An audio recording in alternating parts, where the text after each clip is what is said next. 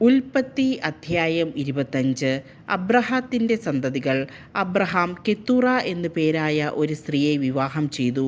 അവളിൽ അവന് സിമ്രാൻ, യോക്ഷാൻ, മെദാൻ, മിദിയാൻ, ഇഷ്ബാക്ക്, ഷുവാക്ക് എന്നിവർ ജനിച്ചു. യോക്ഷാന് ഷെബായും ദദാനും ജനിച്ചു. ദദാന്റെ മക്കളാണ് അഷൂറിം, ലത്തൂഷിം, ലവ്വീമിം എന്നിവർ. മിദിയാന്റെ മക്കൾ ഏഫ, ഏഫർ, ഹനോക്ക്, അബീദ, എൽദ എന്നിവരാണ്. ഇവർ കെത്തൂറായുടെ സന്താനങ്ങളാണ്. അബ്രഹാം തനിക്കുണ്ടായിരുന്നതെല്ലാം ഇസഹാക്കിന് കൊടുത്തു. തൻ്റെ ഉപനാരികളിലുണ്ടായ മക്കൾക്കും അബ്രഹാം ധാരാളം സമ്മാനങ്ങൾ നൽകി. താൻ ജീവിച്ചിരുന്നപ്പോൾ തന്നെ അവരെയെല്ലാം മകനായ ഇസഹാക്കിൽ നിന്ന് ദൂരെ കിഴക്കൻ ദേശത്തേക്ക് അയച്ചു. അബ്രാഹത്തിൻ്റെ മരണം. അബ്രാഹത്തിൻ്റെ ആയുഷ്കാലം 175 വർഷമായിരുന്നു. തൻ്റെ വർഷങ്ങൾ പൂർത്തിയായപ്പോൾ തികഞ്ഞ വാർദ്ധക്യത്തിൽ അബ്രഹാം അന്ത്യശ്വാസം വലിക്കുകയും തൻ്റെ ജനത്തോട് ചേരുകയും ചെയ്തു. മക്കളായ ഇസഹാക്കും ഇസ്മായേലും മാമ്രയുടെ എതിർവശത്ത് സോഹാർ എന്ന ഹിത്യൻ്റെ മകനായ എഫ്രോണിൻ്റെ വകയായിരുന്ന മക്പല ഗുഹയിൽ അവനെ അടക്കി. ഹിത്യരിൽ നിന്ന് അബ്രഹാം വിലയ്ക്ക് വാങ്ങിയതായിരുന്നു ആ വയൽ. അവിടെ അബ്രഹാം ഭാര്യ സാറയോടൊപ്പം സംസ്കരിക്കപ്പെട്ടു. അബ്രഹാത്തിൻ്റെ മരണത്തിനു ശേഷം ദൈവം അവൻ്റെ പുത്രൻ ഇസഹാക്കിനെ അനുഗ്രഹിച്ചു. അവൻ ബേറൽ ഹൈറോയിൽ പാർത്തു. ഇസ്മായേലിൻ്റെ സന്തതികൾ. സാറായുടെ ദാസിയായ ഈജിപ്തുകാരി ഹാഗാറിൽ അബ്രാഹത്തിനുണ്ടായ ഇസ്മായേലിൻ്റെ മക്കൾ ഇവരാണ്. ജനനക്രമമനുസരിച്ച് ഇസ്മായേലിൻ്റെ മക്കളുടെ പേരുവിവരം. ഇസ്മായേലിൻ്റെ കടിഞ്ഞൂൽ പുത്രൻ നെബായോത്ത്, തുടർന്ന് കേദാർ, അദ്ബേൽ, മിബ്സാം, മിഷ്മ, ദുമ, മസ്സ, ഹദാദ്, തേമ, യത്തൂർ, നഫീഷ്, കെദേമ. ഇവരാണ് ഇസ്മായേലിൻ്റെ പുത്രന്മാർ. ഗ്രാമങ്ങളും ആസ്ഥാനങ്ങളും അനുസരിച്ച് അവരുടെ വംശത്തിലെ 12 പ്രഭുക്കന്മാരുടെ പേരുകളാണിവ. ഇസ്മായേലിൻ്റെ ആയുഷ്കാലം 137 വർഷമായിരുന്നു. അവൻ അന്ത്യശ്വാസം വലിക്കുകയും തൻ്റെ ബന്ധുക്കളോട് ചേരുകയും ചെയ്തു. ഹവില മുതൽ ഷൂർ വരെയുള്ള ദേശത്ത് അവർ വാസമുറപ്പിച്ചു. അസറിയായിലേക്കുള്ള വഴിയിൽ ഈജിപ്തിൻ്റെ എതിർവശത്താണ് ഷൂർ. അവർ ചാർച്ചക്കാരിൽ നിന്നെല്ലാം അകന്നാണ് ജീവിച്ചത്. ഏസാവും യാക്കോബും.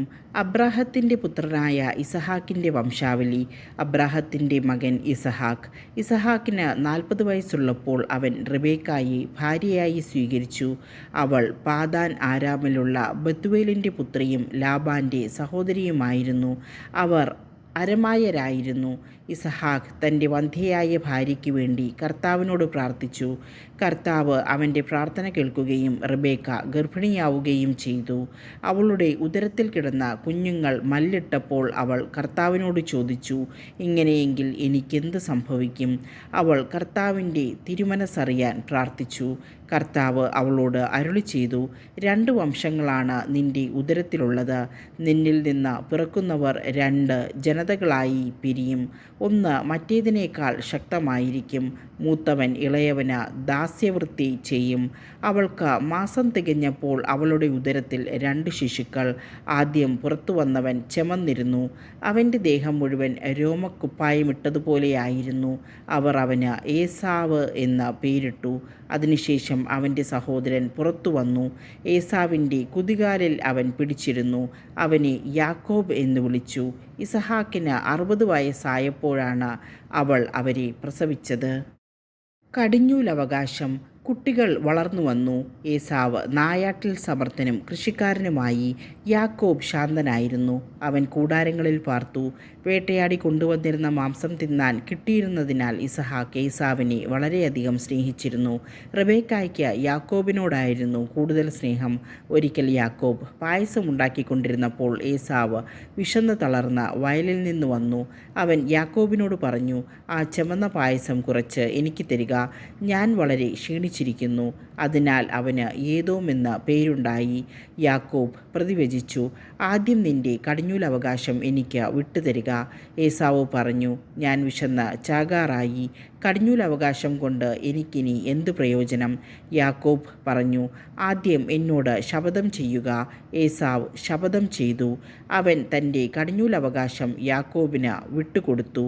യാക്കോബ് അവന് അപ്പവും പയറുപായസവും കൊടുത്തു. തീറ്റിയും കുടിയും കഴിഞ്ഞ് അവൻ എഴുന്നേറ്റ് പോയി. അങ്ങനെ ഏസാവ് തൻ്റെ കടിഞ്ഞൂലവകാശം നിസ്സാരമായി കരുതി.